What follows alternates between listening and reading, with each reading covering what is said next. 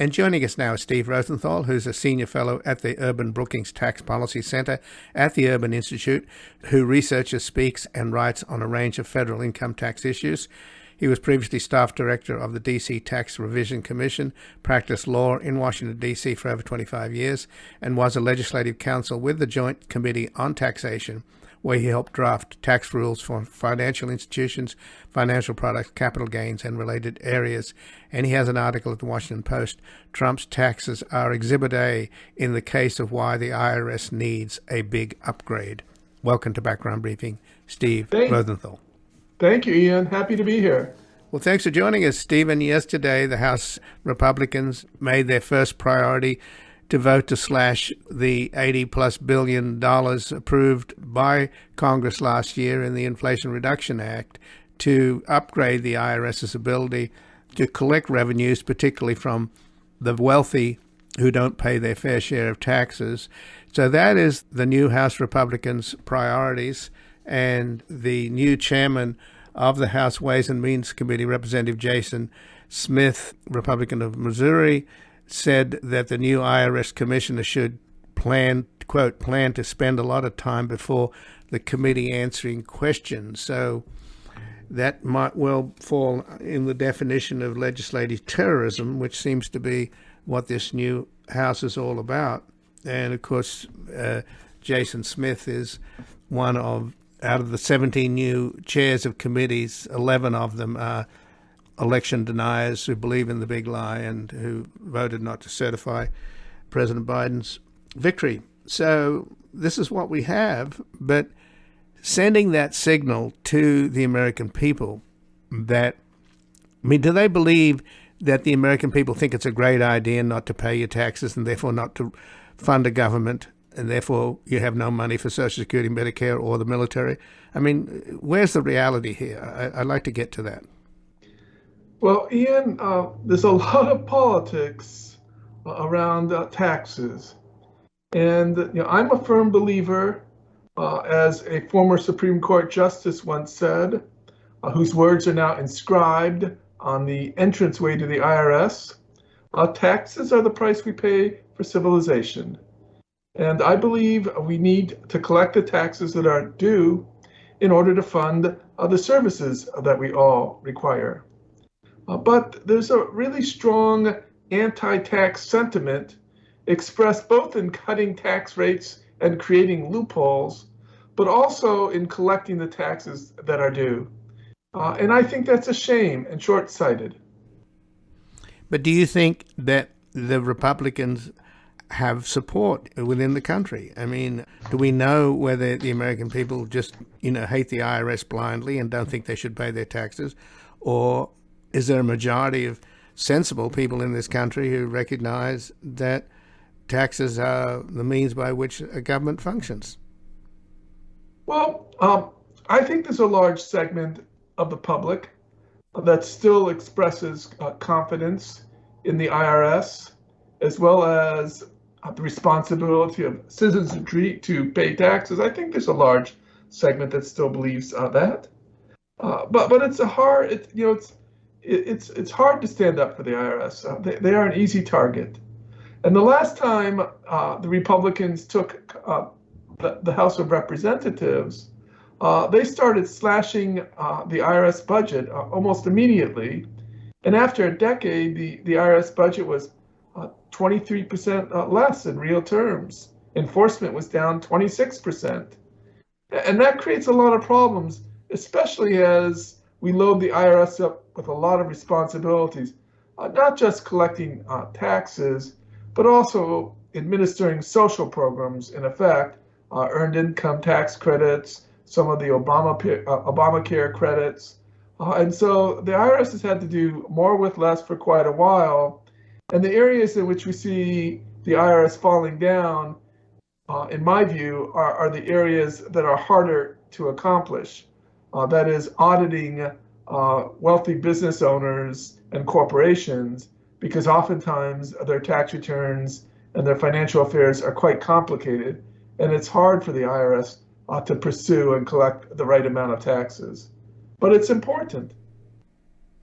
So, Steve Rosenthal, is there a connection, therefore, We know we have money-driven politics. We know that our legislators spend most of their days dialing for dollars. And so is it possible here that the new Republican House are taking care of their big donors who don't want to pay taxes? And as you pointed out, since they came in when the Republicans took over the House in 2010, they slashed the IRS's budget to the point where there was a 26% drop in the auditing of wealthy individuals and corporations.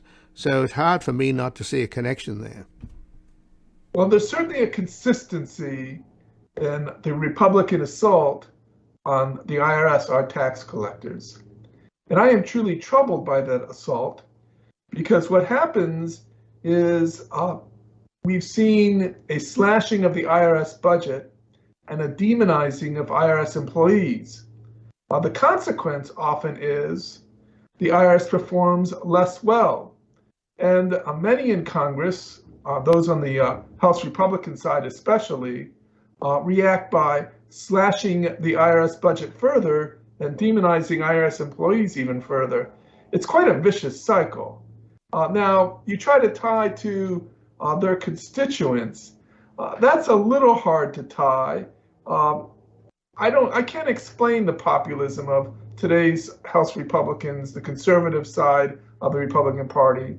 When I helped Congress draft tax legislation 30 years ago, I worked for the nonpartisan Joint Committee on Taxation.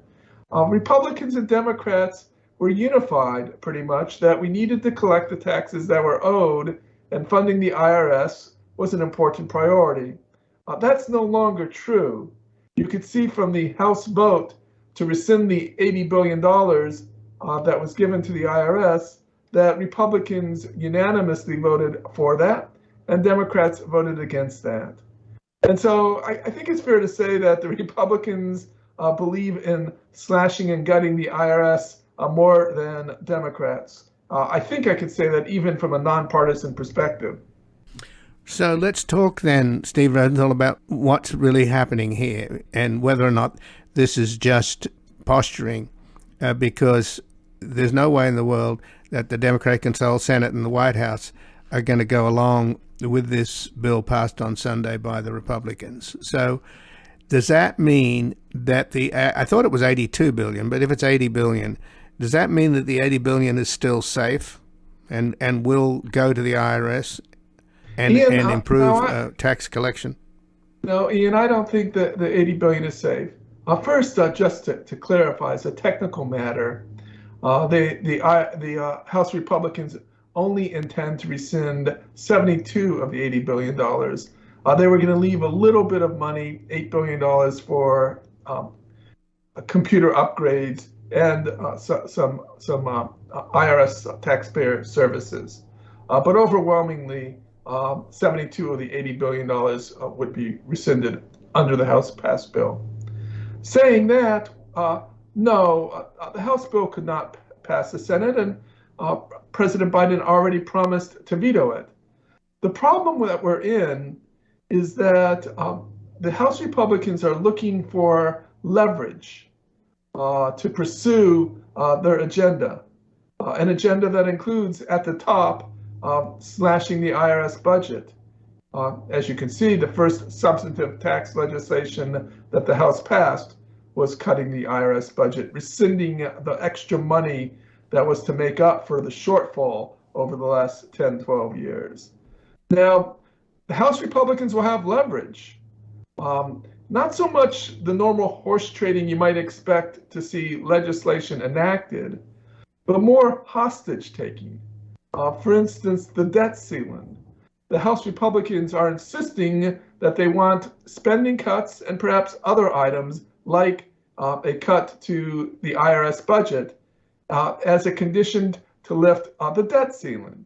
The debt ceiling is sort of a silly argument because the debt that we have outstanding amounts to liabilities that arose for prior enacted legislation, and is somewhat of an artificial notion that as we run up additional debt for obligations that have been authorized previously, that we yet have to take another pass at lifting the debt ceiling.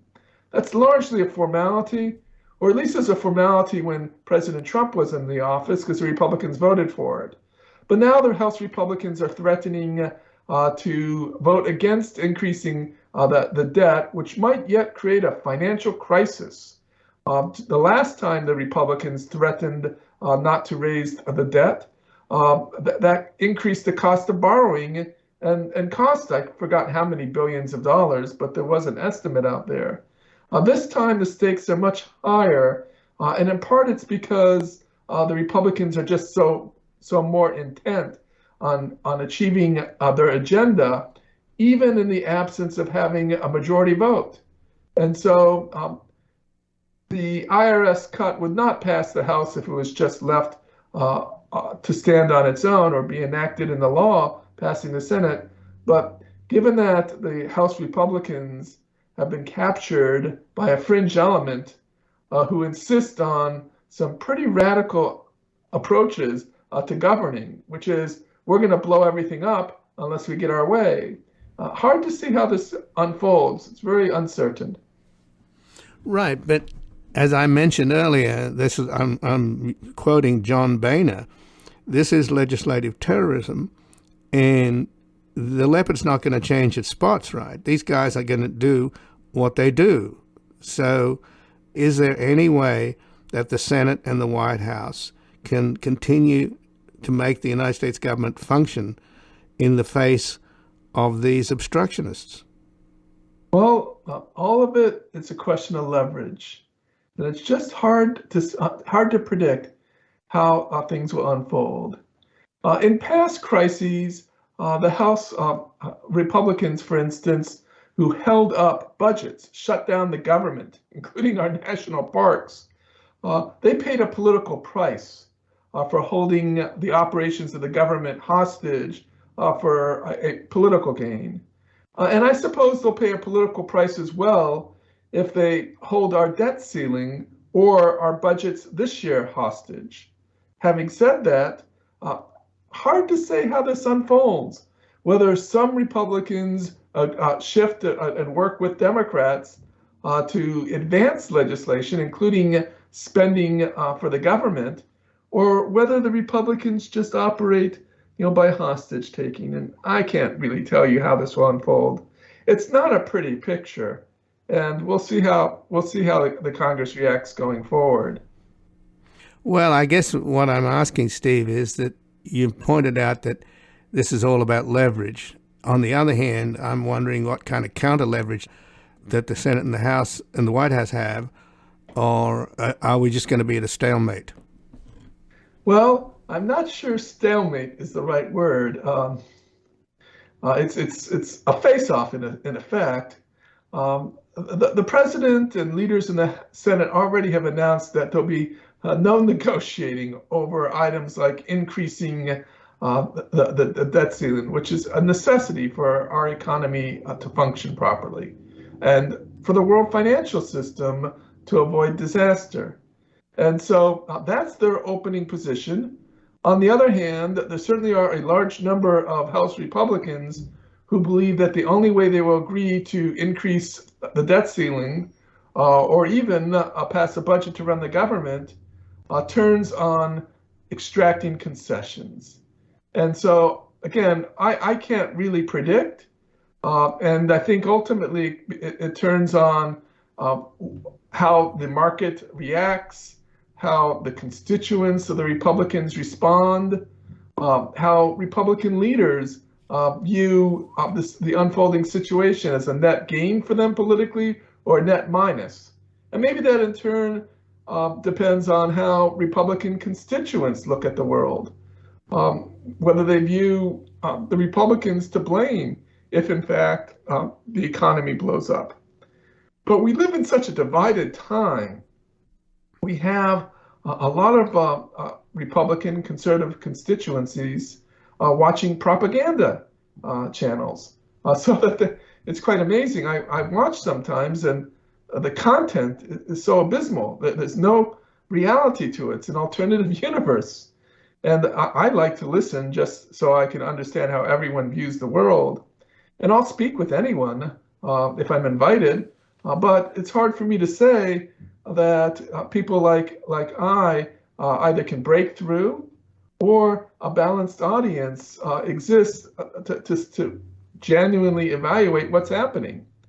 In any event, these are very large matters and problems, and it's again I don't see much of a legislative agenda for the House Republicans, other than to try to extract concessions, on spending and budgets for the IRS, perhaps spending on prosecutors going after President Trump. And can they extract it? It turns on the leverage. It turns on the public's reaction. So just in the last couple of minutes, then, Steve Rosenthal, the fact that the IRS is so outgunned by the wealth protection industry, by big corporate lawyers and others, and that, as you point out in your article at the Washington Post, Trump's taxes are Exhibit A in the case of why the IRS needs a big upgrade. That is the current situation. Is it likely to continue, or can some of this money for the IRS boost their ability to start extracting taxes and stopping all of these loopholes which Trump perfected, the ability to lose copious amounts of money in order not to pay taxes? Yes. I think the $80 billion will start to turn around the fiasco that the IRS currently faces. And the solution to taxpayers who are aggressive and trying to dodge taxes, in the first instance, is to get the IRS to enforce the law. We can also talk about reforming the tax law, making the tax law more simple. That's always a challenge because every loophole has a constituency, but simplification has no constituency. And so it's very hard to get more simpler rules that can be administered more easily. And of course, the world is a complicated place with all the different jurisdictions and the new fangled financial products and the like. And so our tax laws always are going to be complicated and will require a sophisticated IRS to administer them. And the $80 billion will go a long way towards helping the IRS administer those tax rules. And I hope the IRS can keep the money. Well, Steve Rosenthal, I thank you for joining us. I appreciate it. Thank you, Ian. And again, I've been speaking with Steve Rosenthal, who's a senior fellow at the Urban-Brookings Tax Policy Center at the Urban Institute, who researches, speaks, and writes on a range of federal income tax issues. He was previously staff director of the D.C. Tax Revision Commission, practiced law in Washington, D.C. for over 25 years, and was a legislation counsel with the Joint Committee on Taxation, where he helped draft tax rules for financial institutions, financial products, capital gains, and related areas. And he has an article at the Washington Post, Trump's Taxes Are Exhibit A in the Case for Why the IRS Needs a Big Upgrade. We're going to take a brief station break and back speaking with Kenneth Roth, the former executive director of Human Rights Watch, about his article at The Guardian, I Once Ran Human Rights Watch, Harvard Blocked My Fellowship.